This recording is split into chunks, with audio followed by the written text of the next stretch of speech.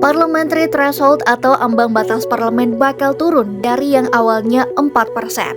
Mahkamah Konstitusi atau MK sudah mengabulkan sebagian gugatan tentang ambang batas parlemen yang diajukan oleh Perludem.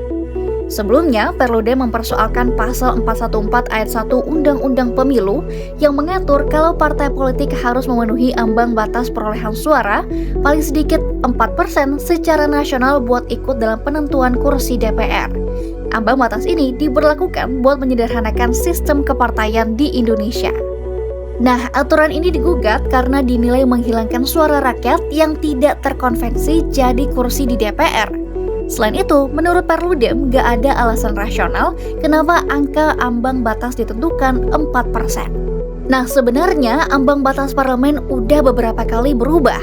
Pas pemilu pertama di 1999, ambang batas ditetapkan sebesar 2,5%. Lalu naik menjadi 3% pada pemilu 2004 dan turun lagi menjadi 2,5% di pemilu 2009.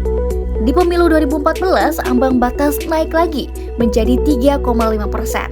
Sampai akhirnya di pemilu 2019 dan 2024 ini menjadi 4%. Kalau nantinya ambang batas parlemen turun, bakal ada semakin banyak partai yang bisa masuk parlemen. Jadi, pengaturan ulang ambang batas ini bisa mengakomodasi kepentingan partai politik kecil dan menengah supaya punya pengalaman jadi wakil rakyat.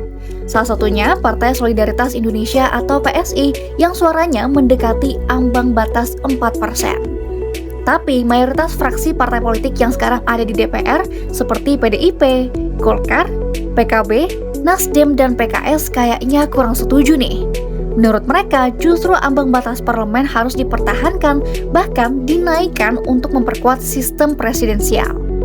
Nah, meskipun begitu, ambang batas parlemen 4% ini masih berlaku di pemilu 2024. Ketentuan soal besaran angka persentasenya bakal diserahkan ke pembentuk undang-undang buat menentukan batas yang rasional sesuai dengan metode kajian yang jelas.